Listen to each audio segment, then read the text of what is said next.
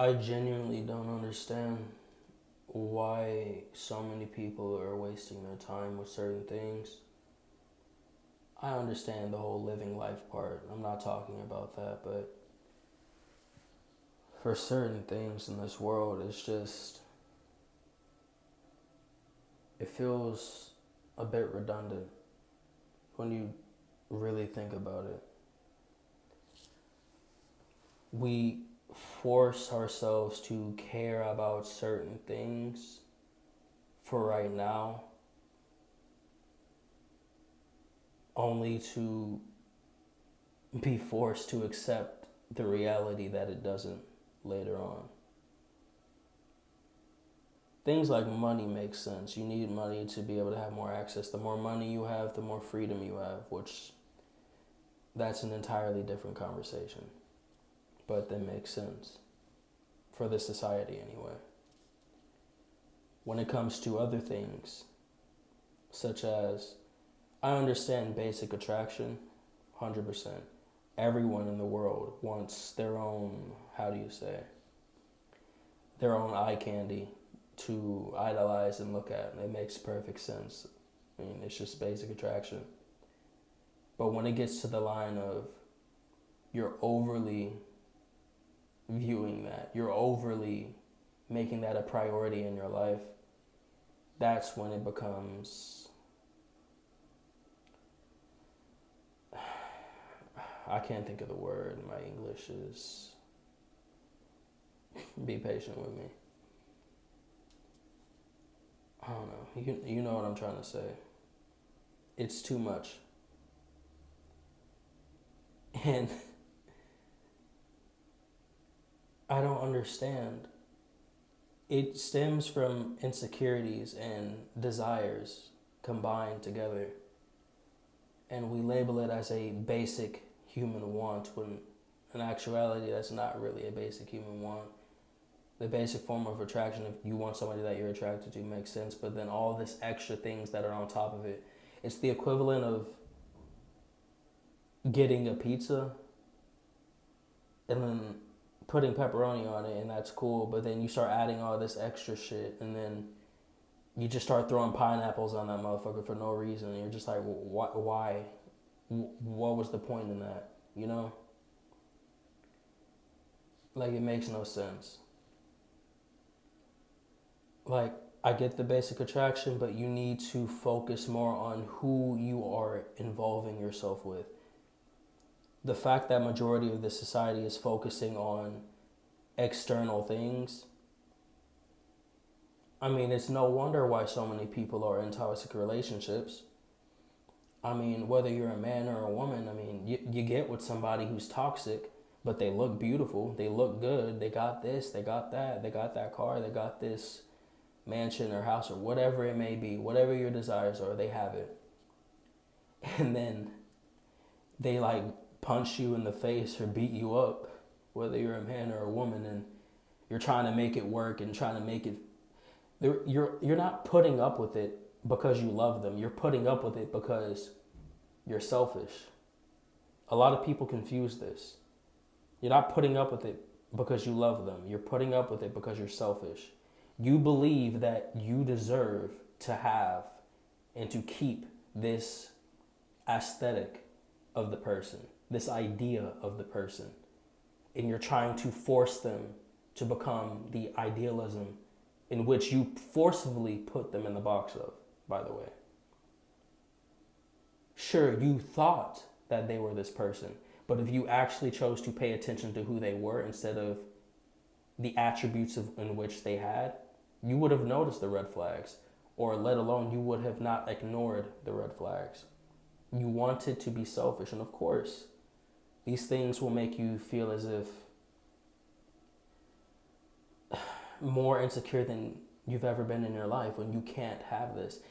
And for the men that are confused, this is why certain women who may lash out at you for simply talking to them or asking them out, this is where that stems from. And men do it a lot too. Both. It's not a woman thing, it's not a man thing, it's a both human thing. But when you can't get your certain type, or your certain type doesn't appreciate you the way that you believe you deserve to be appreciated and loved and cherished, you feel insecure. You feel like shit. And then the people who genuinely would appreciate you, that you probably wouldn't necessarily desire as much, you feel disrespected in a way. Not necessarily from them, but from the world or from the universe, because you believe the universe is sending you people or things that you definitely don't want. Because you feel like, oh, this is what I deserve. I deserve to have this. And where does that stem from? That stems from you looking at other people and what they have and saying, well, if they can have it, why can't I? And then you're going to go down this whole dark void, and it never really ends well for anybody, to be honest.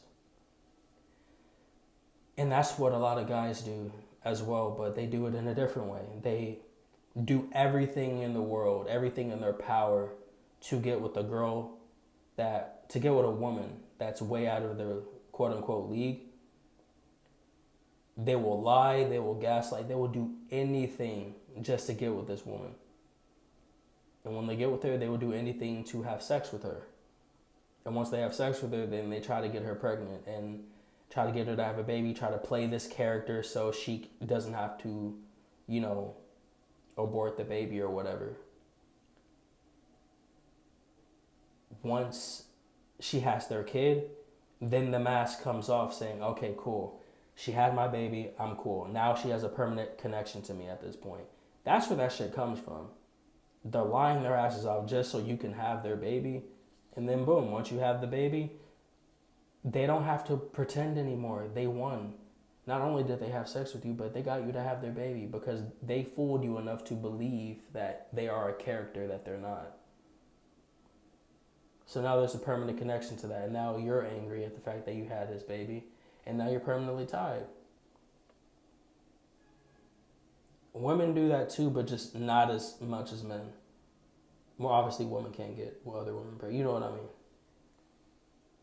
Like, everyone is just selfish. The whole dating market and the whole love, the idealism of love is destroyed because of the simple fact of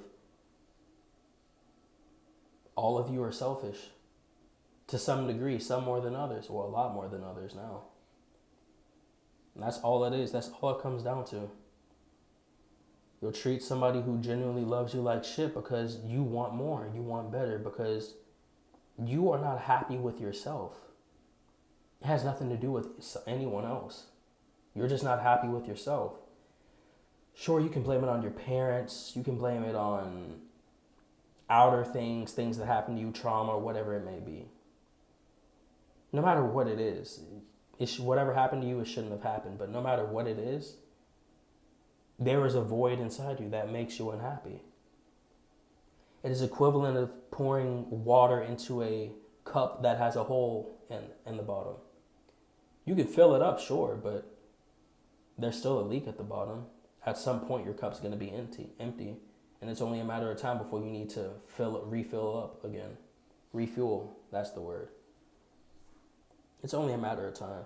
And it definitely feels like a slow, agonizing hell, doesn't it? You have to drown yourself in pleasure so you can distract yourself from the inevitable pain that's bound to come, because when you're empty, you feel alone, you feel cold, you want to cry, but you don't want to show your tears on the internet or to people because you're going to get judged.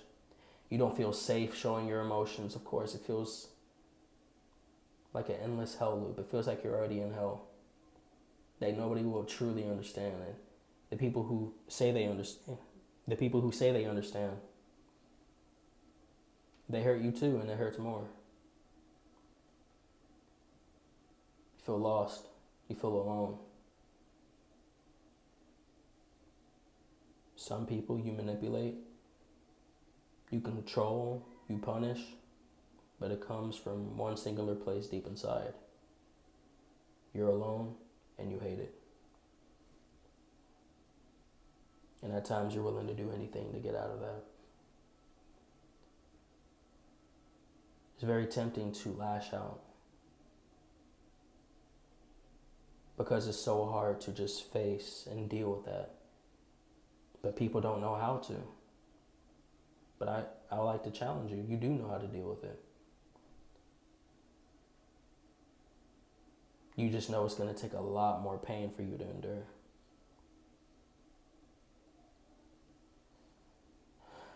Such is life.